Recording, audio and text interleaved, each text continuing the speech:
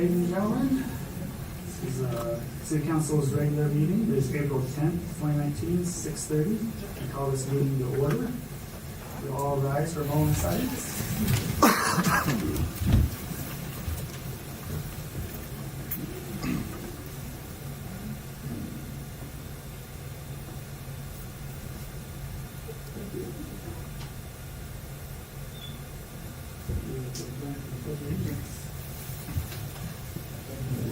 To the flag of the United States of America, and to the republic for which it stands, one nation, under God, indivisible, with liberty and justice for all.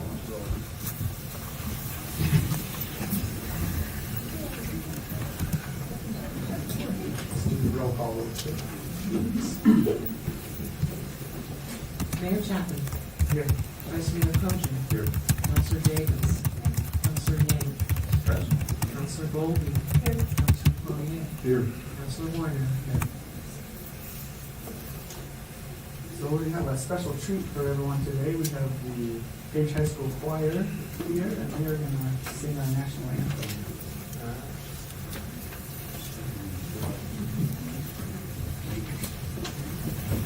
With no sound?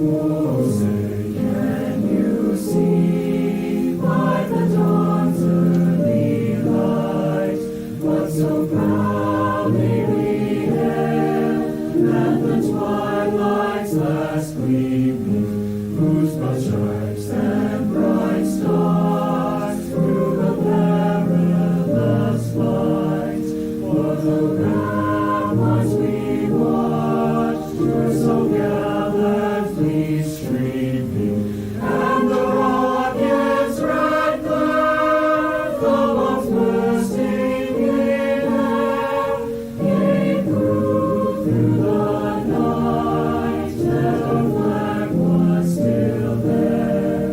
Oh, say does that star-spangled banner yet wave o'er the land of the free and the home of the brave?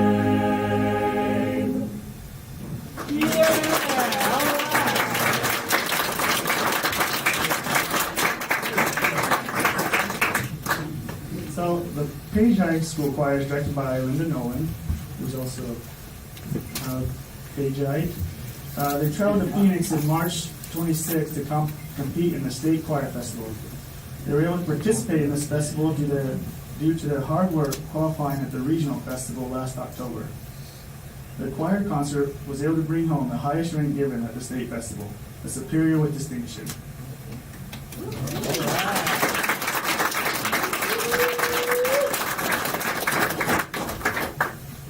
This is equivalent to the state championship in football. This is a great achievement considering the PHS choir program has not earned this rate since before 2000. So we're proud of these students working together to achieve their goal and again bring it back home to Page. So being a band nerd myself at Page High School, this means special meaning to me. So you all join me in honoring these students.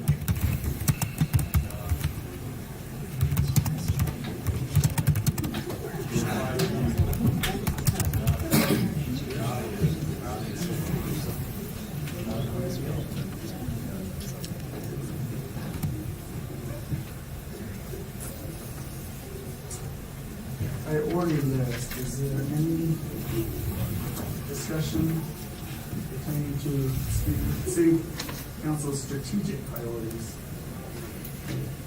Talk about this, I think we should start bringing these up a little more. Well, do you know when we're gonna get the report from the last retreat?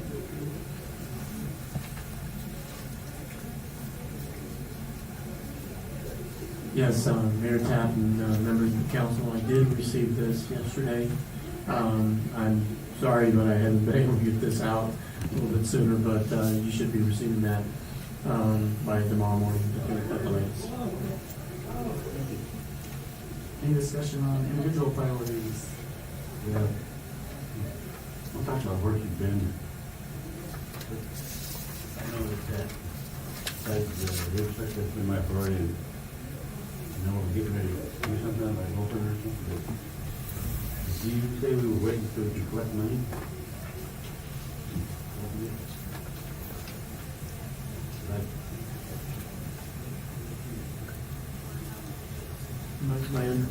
Mayor, members of the council, my understanding is that it's opening on Saturday, isn't it? It is this Saturday. I'm sorry, we're gonna, you just hold with me just a little bit. This news has been traveling the last 24 hours, as we've been able to expedite some of the process, and the use of the parking structure. And I'm hopeful that they can come join us real quick to answer your question.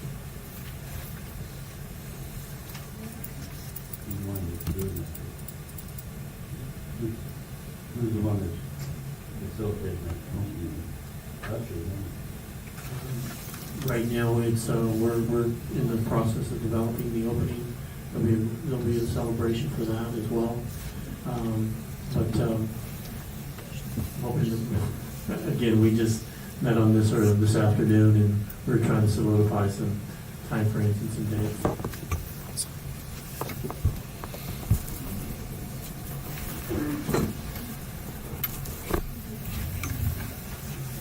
While we're waiting on that, Mike, you said earlier on the strategic priorities, we were going to revisit those and bring an update.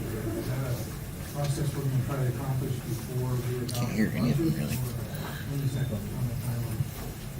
Great question, Mayor, Councilmember Warner, that is correct. Now that we've been able to prioritize with the community, there's a Because they're not process that's talking going into to their happen mics, they with have the a point council. at the desk. And we're going to try to align Check out their mics at the the desk. priorities of what we have already going to what we've received different news from as a result of the retreat. But that'll be a different work session with the council as we move forward, and I'm looking to do that in the first work session in May.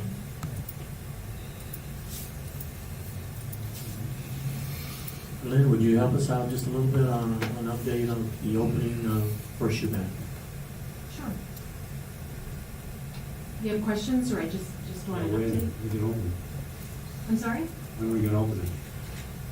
Right now, we're going to be training tomorrow and Thursday, and we plan on having an opening Saturday.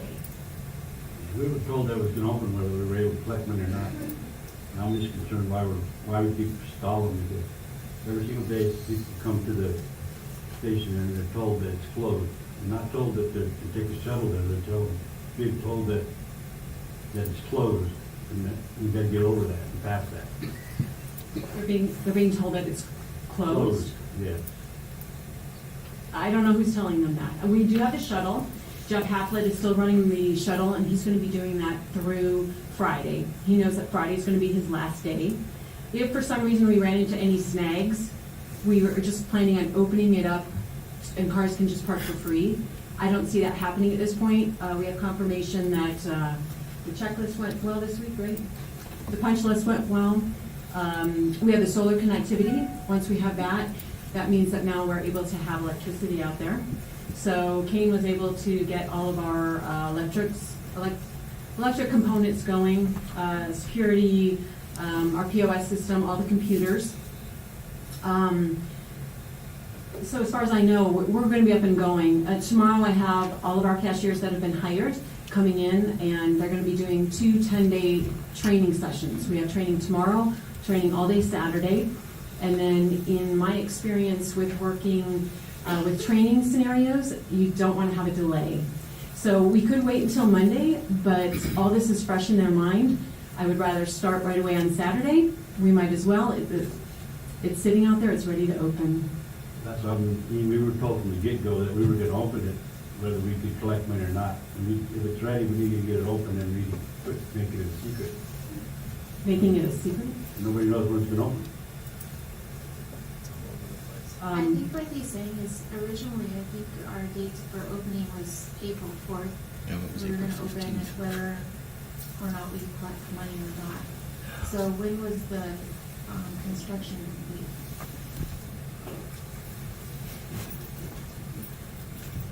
Mayor Tappan, members of the Page City Council. So we had our punch list walkthrough on the 8th of April, this past Monday, with the architect to verify punch items that were not complete, and at that time, that solar system was fully functional. So this is the moment that, between Monday and now, we've been installing the computer systems from IT. So that facility, in order for us to technically turn it over, would not have occurred, in best case scenario, last Saturday. It was not ready until now. It's never been closed. It's misinformation that person who spoke to you is receiving. You have never turned anybody away and never told them that they cannot access Horseshoe Bay. They're instructed to use the shuttle, and after hours when the shuttle's not running, they're allowed free reign to come and go as they need between the hours of 7 p.m. and 5:30, 6 o'clock a.m. Now, it's been several people, and on more than one occasion, and more than one day, that they're being told it's closed, not being told about the shuttle or anything else, being told it's closed. By who? And I get tired of hearing that, and I'm sure that word's back to China by now, because it happens every day by numerous people. So Who's telling them that? whoever's out there, Well, if they are, they've been misinforming people. They've not been instructed to ever tell anybody that it's been closed. Between our staff and the general contractor staff, they've never been told to tell people it's been closed. The intent is to direct them to the shuttle, and that they can enter through the shuttle. And we continue to allow tour buses, other shuttle vendors who've been coming. Grand Canyon Airlines provides the shuttle. Horseshoe Bend's been providing shuttles through there. We have not stopped that commercial access. So they've had 100% access to the venue. Just from my side, Kyle, when we were talking about the construction in phase 1A and phase 1B, my understanding was originally, without weather delay, we were going to be at a point where phase 1A was going to be substantially complete, and the feed booth operation would take a month to kind of get geared up. But during that month, there would be an open lane just to drive in and utilize the parking. So from my side is, if the parking lot has been approved and all punch items have been accomplished and the architect has signed off for it, with or without the feed booth. The feed booth was like, okay, when we're ready to collect fees, let's collect fees. Otherwise, they just drive in. So I guess I hope that we're in that spirit, that if the parking lot's finished, then let's let people park there. Let's let people go in and park there. Regardless of where we are in our ability to have stations manned and ready to collect fees. I guess that was my understanding when we first started a year ago on the construction season. Yeah, and that was the Mayor Tappan and Council. That was the discussion before we decided to use the shuttle bus and use that to the fullest and keep all people out. That was the idea. Yes, the parking lot was intended to be completed March 1st and have a month to do that turnover, get in the systems, and do that. That project was significantly delayed, and we presented that to council. We had almost 28 days of delays due to weather and other unforeseen conditions, if you will. Now, given the fact that they were able to get the solar up and running, and that we turned that 30-day window around into 7, that's where we're at. We haven't been waiting on anything else to get that parking lot. So it was paved on the 18th of March. They delineators were put in, everything's been going on since that, and those are things that we anticipated would be done come March first in the original perfect schedule, but that schedule did not come about. So in lieu of that, we've pushed the contractor as hard as we can. We've stepped up our own activities to get people in there as quick as possible.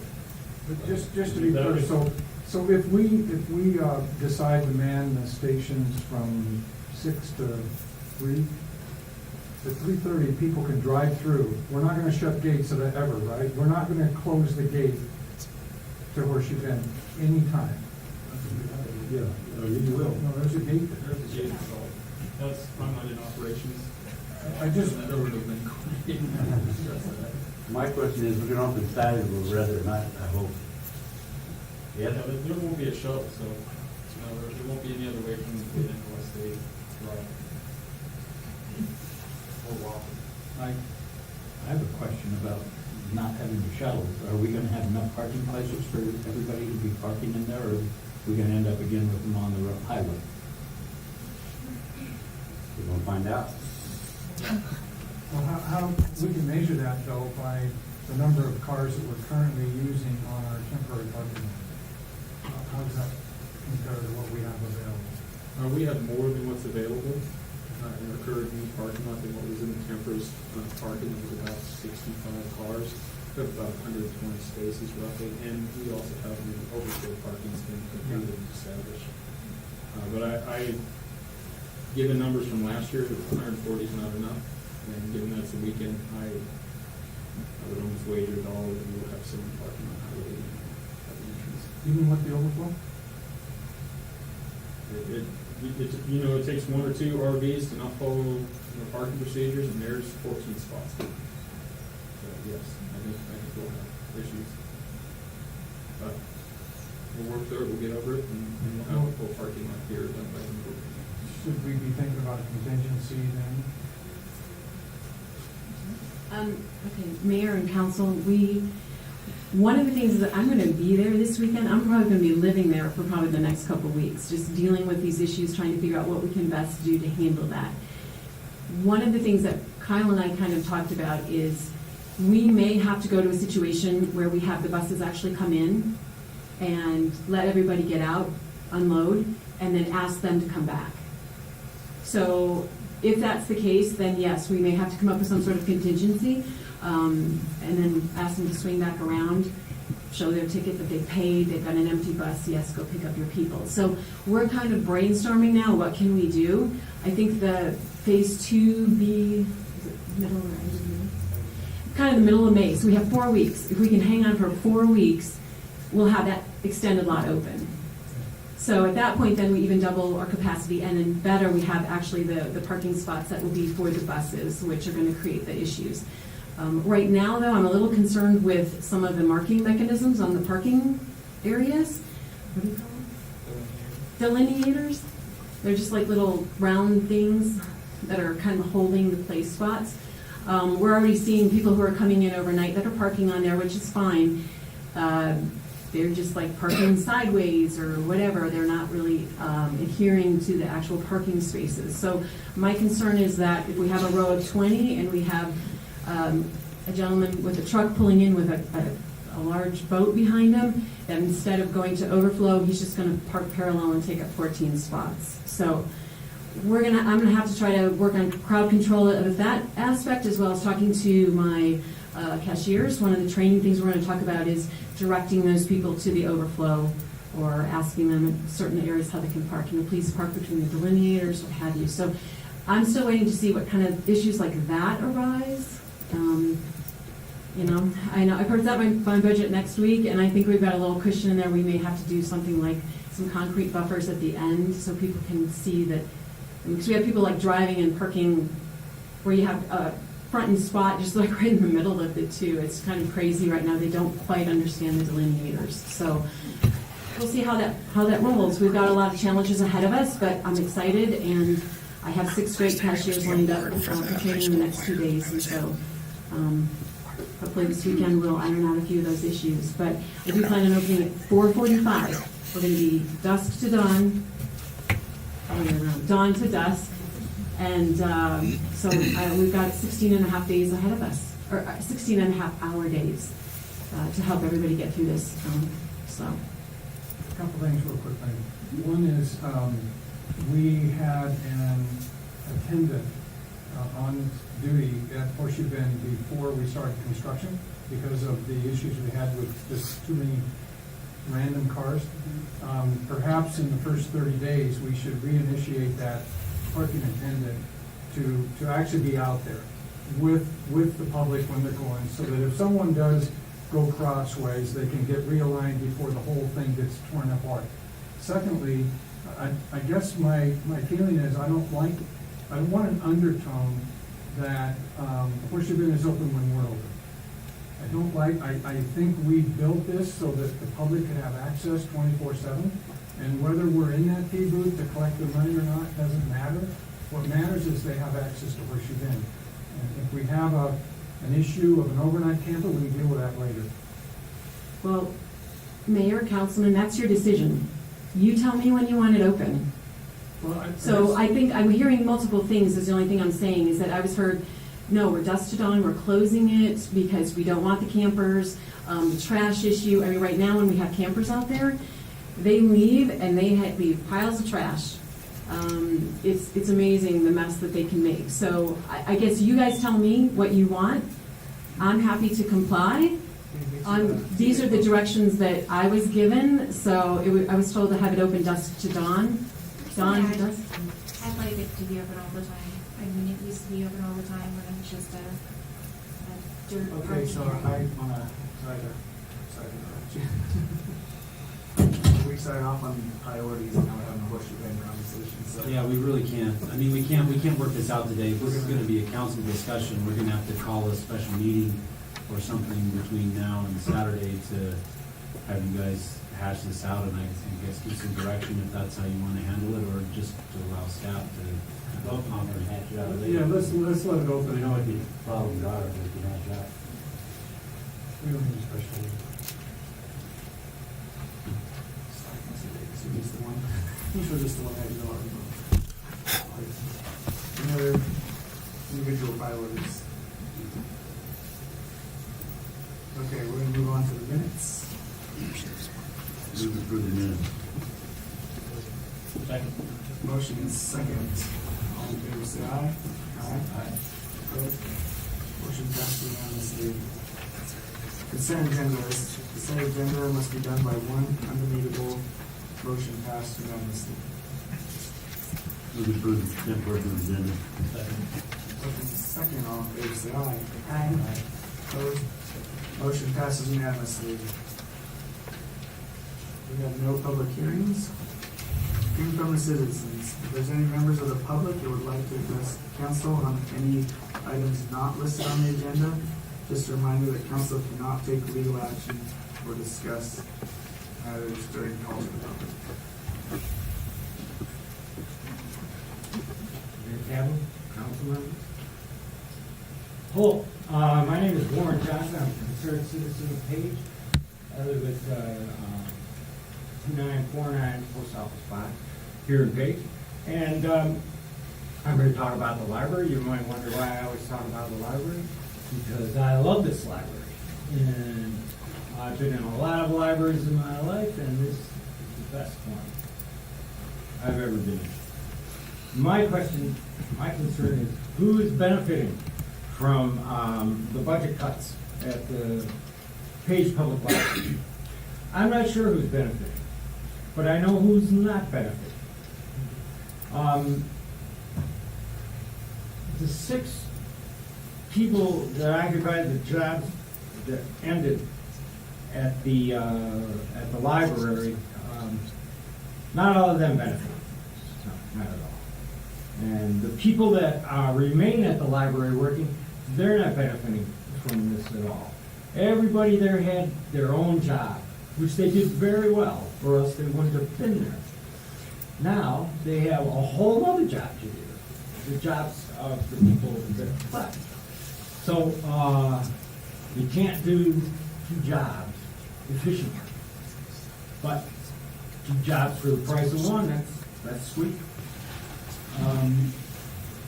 The children of Page are not benefiting from the closures, the budget cuts at the library. I don't know if you're aware, but the teen program has been terminated. No more teen programs. Just, sorry kids, just let them out on the street. Just let them go, instead of providing a safe, socially enriching educational facility like the library. Just let them go. Sorry. The children's program is being reduced, and that's not terminated yet. There's no staff.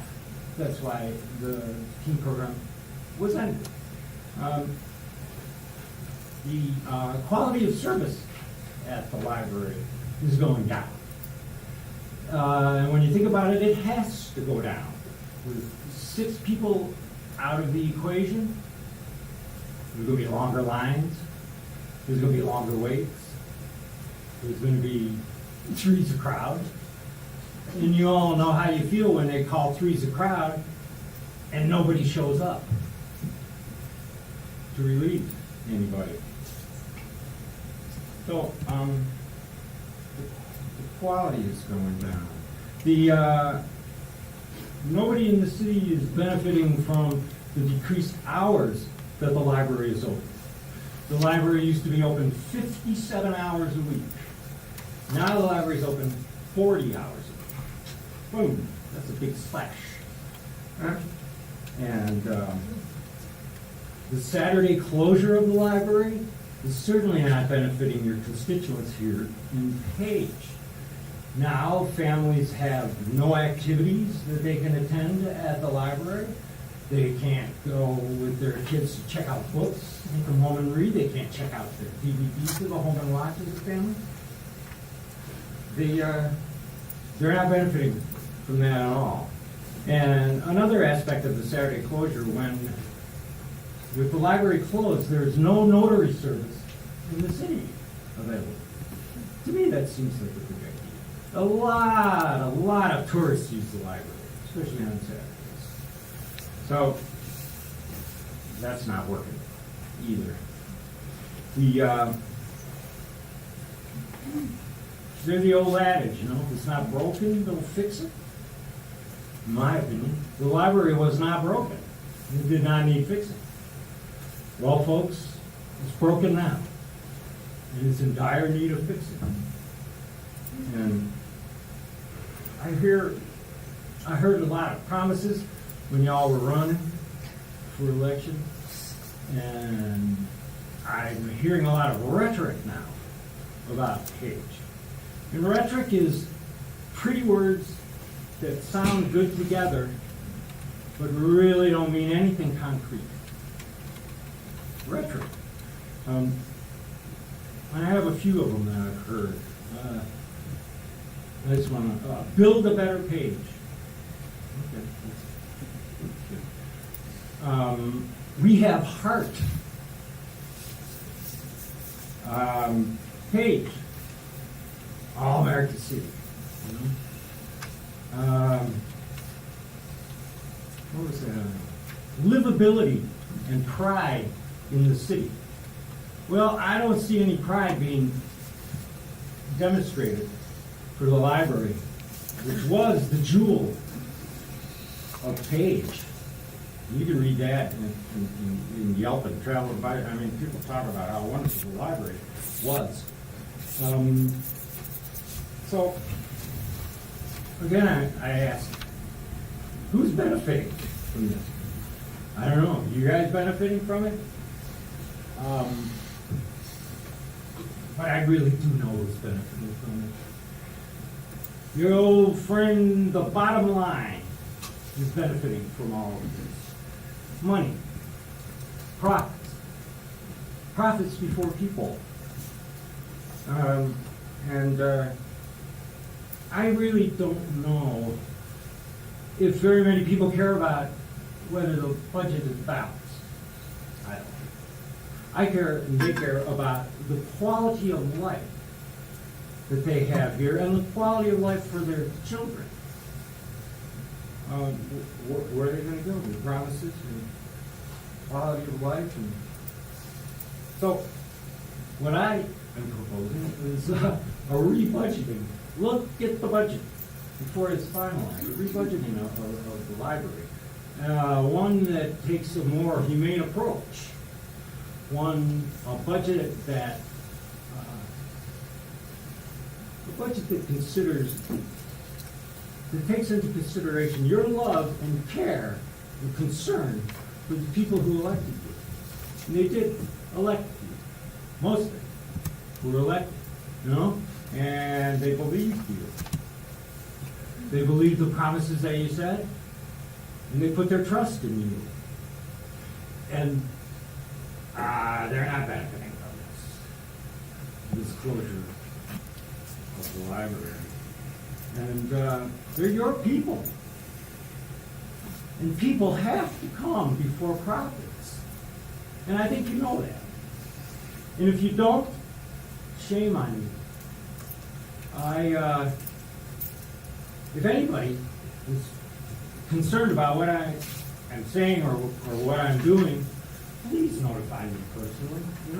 I can always be found at the community center. I can be found at the community center every day, where I volunteer 6 hours a day every day. And I'm there all the time except when I'm out delivering Meals on Wheels. And so I would love you to get in touch with me. I would love to speak with anyone about anything. But I would ask you folks to reconsider what's already been done and what we plan. As far as the budget cuts and the severe cuts to the services that the city is offering to the citizens of Page. Thank you for your time.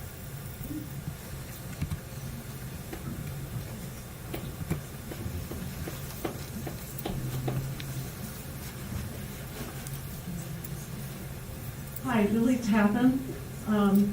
I just came to lend my support for the library and hope when you go into a work session or budget session that you can really think about the library. It's a very vital part of our community.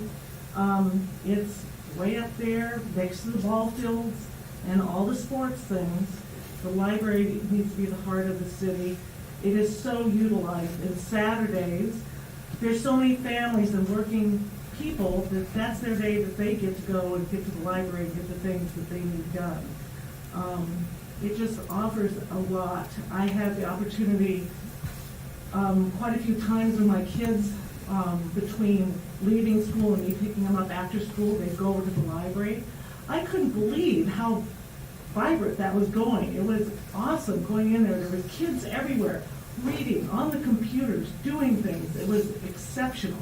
They had crafts for them to do.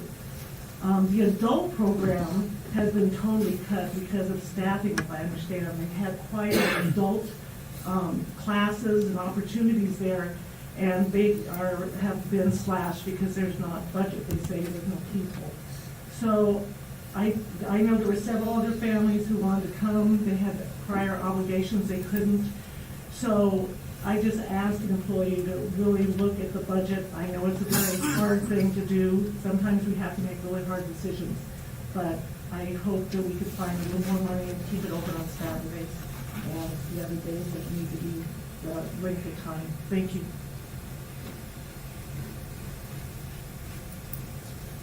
Thank you. Any other?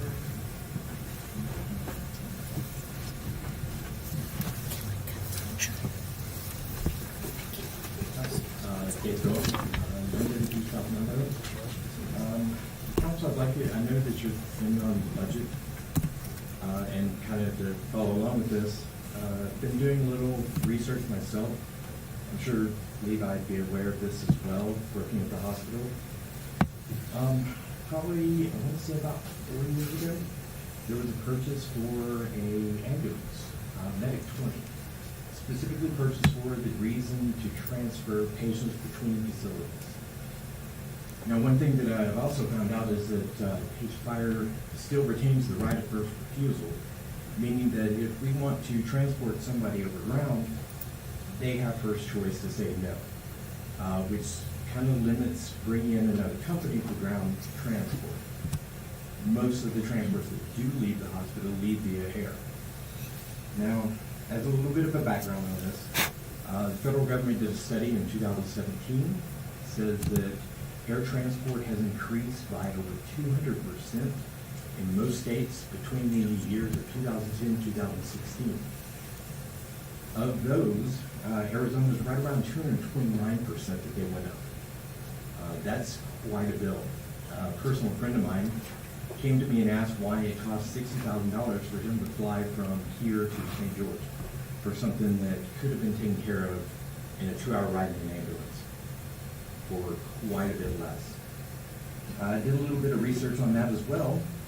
Turns out that Page Hospital transported to between St. George and Flagstaff, our two closest hospitals.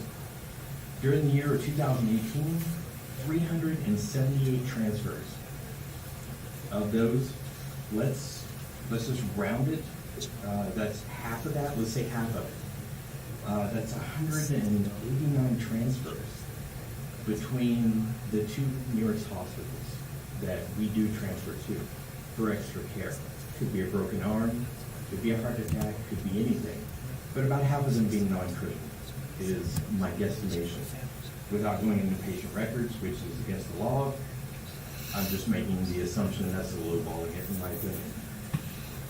The average cost for a transfer across the ground, across the U.S., averages about $164 a mile. Let's say we were to do half of those transfers, and we did that, let's go back and say we just did one transfer to St. George.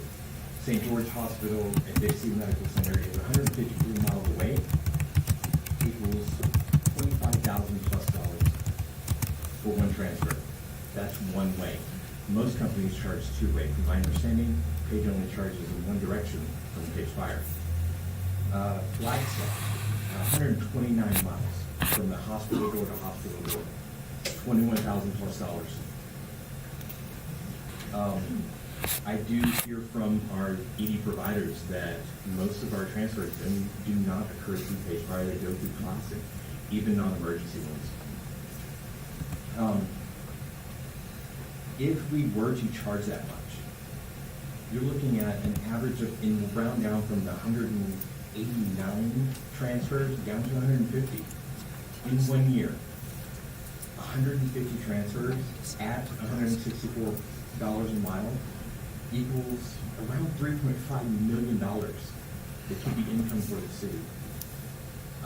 My understanding is that we definitely do much less. I've heard stories from people who have done ground transports that they've gotten bills for around $5,000 for one transfer to these. At $5,000 per transfer, you're still looking at about an average of $750,000 of income. To me, not only is that a disservice to the city itself for income that you could have by employing two people who are full-time dedicated to this transfer. Even on our pay scale for the anything less than an assistant chief in the fire department, just the top EMT, I believe it says that they're about $51,000 a year apiece. Just to cover that for two people, which I know you don't have to have that with the driver, you're looking at about $102,000 a year. Granted, there are benefits and some other things, but out of a total of $750,000 a year, you're looking at something that we could easily cover. The other thing we then provide is a great service to our community, where our community doesn't have to incur these $60,000 bills for transport across the air, where they can come in here, end up having an accident, a tourist has an accident here, breaks an arm, and has to go to Flagstaff to get the arm set. Because, let's face it, we're a small community. We don't quite have the budget to employ orthopedic surgeons. So we have to transfer them out. Instead of giving them a bill for $60,000, we give them one for $5,000, which the insurance is going to cover most of it. I ask that you please take a look at this as you're looking at the budget this year, looking at 2019, 2020. consider employing some more EMTs, some more medics, some more drivers, somebody to provide this service not only to our community, but to the people who come to our community to visit. Thank you. Yes, sir.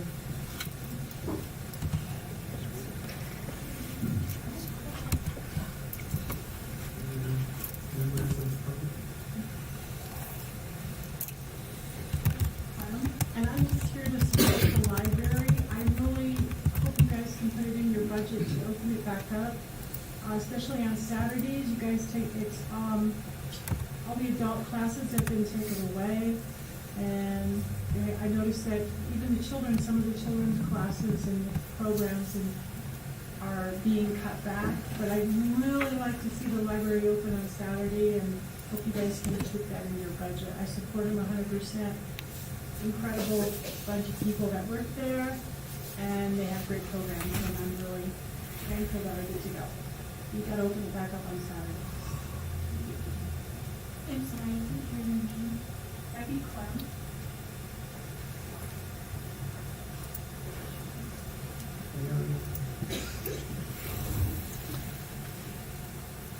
Mayor, Councilman, I'm Judy Edwards. I'm the broker for Gunside Realty. Last month, I brought a business to town, and they were very welcomed by Tim and Sherry. We thought we had a good possibility for an addition to our community. Was very surprised that it did get rejected, and at that point, the gentleman left, and he actually drove to Grand Junction after the meeting. He was so totally frustrated because I've been sending notes from the paper saying that you were trying to open up Block 17 to different businesses. And so we thought we had a really good opportunity. Tim and Sherry, very helpful to us.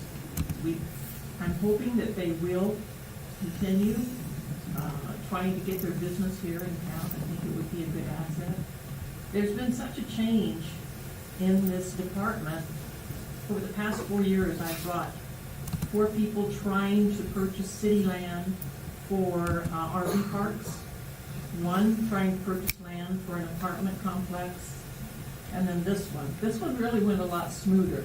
The other 4 people, basically, or 4 groups, basically, after trying to work with City Hall on purchases of land, just gave up.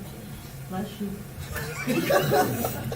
Yes. I hope you give consideration to Domino's Pizza when you do go into executive session. Thank you.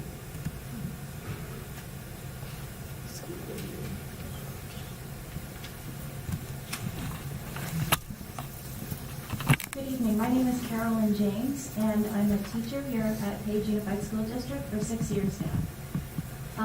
And I love this community. I bought a house. I'm here for good.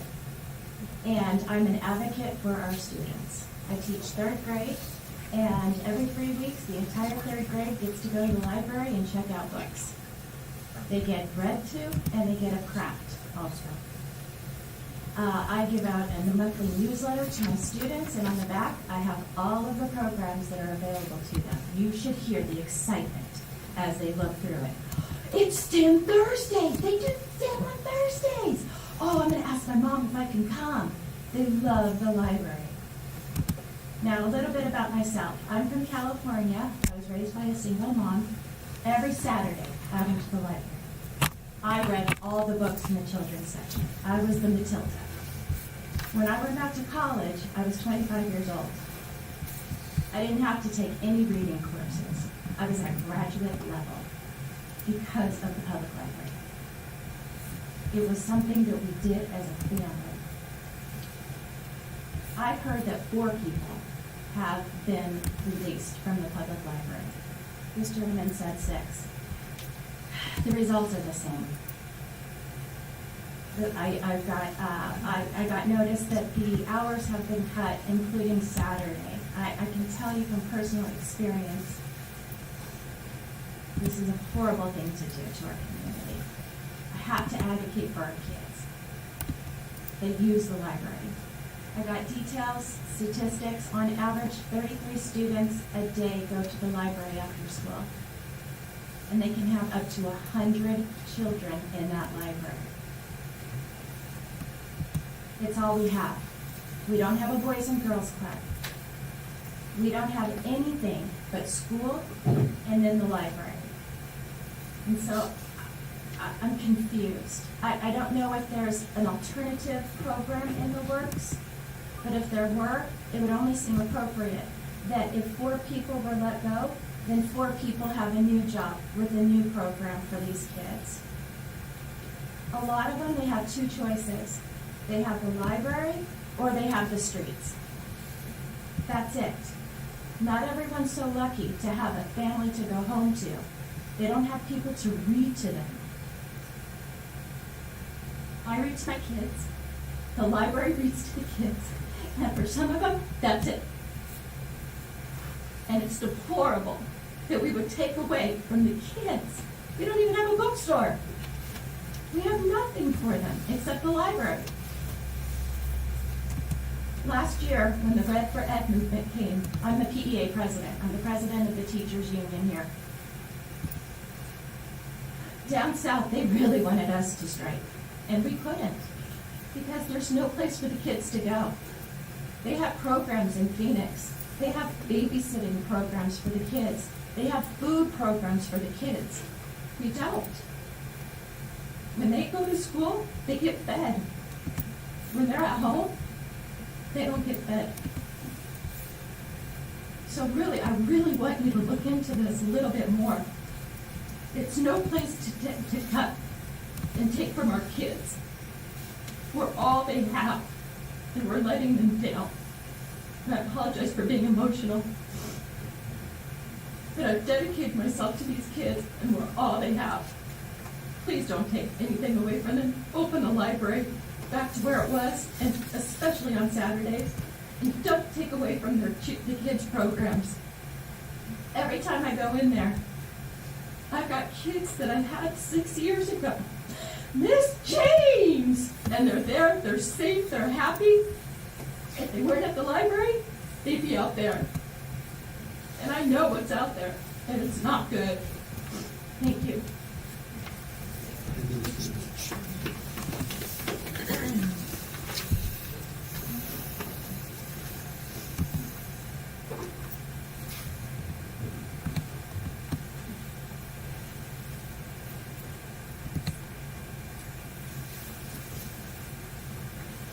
During my special bud capacity, Arlene Miller, 91 Birch.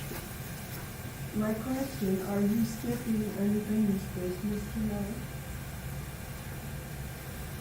Sorry, what was it? Are you skipping number 12, unfinished business tonight? So we're just at 9 right now. We just get started. Okay, but on that subject, I remember some months back, you told people they couldn't park in 17 around the businesses. They couldn't sell their cars or whatever, so that new businesses could come in. And now, we have an opportunity for a new business. And I hope that all of you recall your sacred oath of office to protect the people's rights. And let this family come in and open up your business. It isn't for you to decide who can come and who can't. If they can't survive, that's the chance they take. It isn't for council to dictate to you. So please honor your oath. Thank you.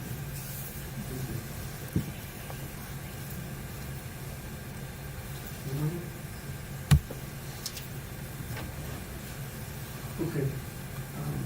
Just for a note for the public, we do have the library on the agenda. We haven't discussed that budget yet, so it has not been approved by council. So thank you for your support. Seeing no one else racing to the podium, we're going to move on to number 10, reports and announcements. We already have the choir here giving an award, the was my next meeting. Let's see what we do. Announcements. Yes, Mayor, members of the council, regarding our legislative update, I was hoping to have some news on 4 issues we've been sort of overseeing this legislative session. And as of last week, all of them appear to be on their way out, not making it to the floor for a vote. As of this morning, all 4 are back. So, to be continued, when I have a little bit more on the VRBO situation, on the regulation, texting while driving, those are the kind of issues we've sort of been following from a state perspective. On my next report, would be on, for April 27th, where we're trying to initiate a little bit with for our city page. And what we're doing is trying to take the baton from Page Attacks Trash that has been sponsored and fairly well supported by SRP and NGS. This is the last year for the funding for coming from SRP and NGS to Page Attack Trash. And on the 27th, that will be their last drive. But what we're trying to do is continue the program, but through our For Our City page day. And so what you will be seeing in addition on April 27th is a For Our City element. And in that process, what we're going to be doing is we picked the city center, what we call Block 17, from Elm to Navajo. And we're going to work on the Main Street area there, power washing the breezeway in the Block 17 power wash, the alleyway power wash, and we're hopeful that we're going to be able to plant some flowers and just to bring a little life to the downtown area, just in that small section, to give you a glimpse of the beautification project of what the concept of Forest City hopefully brings. We've had a great committee, the result of our breakfast back in October that initiated the Forest City concept. And in that, we had a little over 100 individuals attend that breakfast. That was a rollout of the concept of Forest City. And as a result, we put a stakeholders meeting together, and that stakeholders meeting has been meeting monthly, at times twice a month, to prepare a vision statement, a mission statement, and strategic objectives. And so as a result of that, you're going to see a little bit of what that is all about on the 27th, and we hope you all join us. Thank you.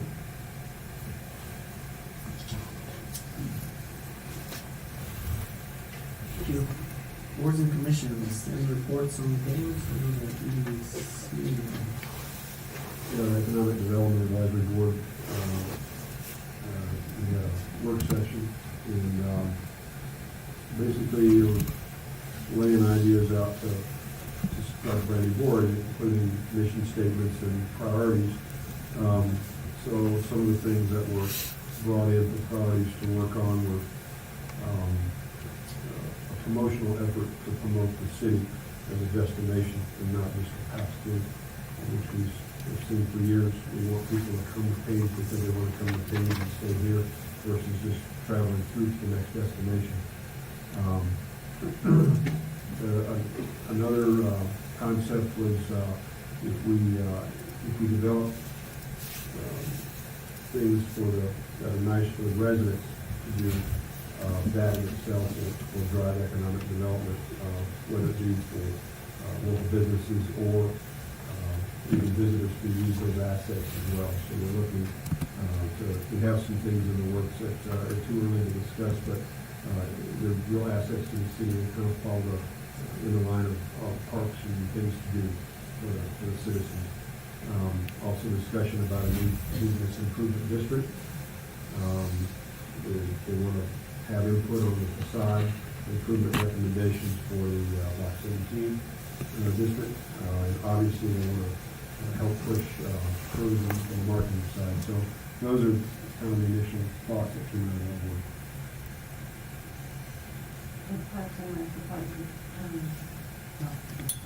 Parks and Recreation Advisory Board head? And we have already been discussing some of the ideas that the economic development board addressed. But mentioned, we are in the very early stages. One of the larger things that was discussed, and I believe, Mr. Perry, correct me if I'm wrong, it was finalized and the flyer is out. On the 23rd of this month, there will be a public scoping meeting for a new dog park in the Page area. And I believe that one starts at 5:30. 6:30, an hour. So 6:30, that is the really big one that's coming up. That's been, I do apologize for not being at home. Other than that, the other one is updates on the parks plan. We haven't really moved forward with the phase 2? 3 of the Johnson Creek Memorial. So we're going for that. And Dollar Park, I believe the restrooms are open now. Is that right, Ty? They are not yet. Okay. So we were guessing on that. What day is the dog meeting? 20 Here. At 6:30.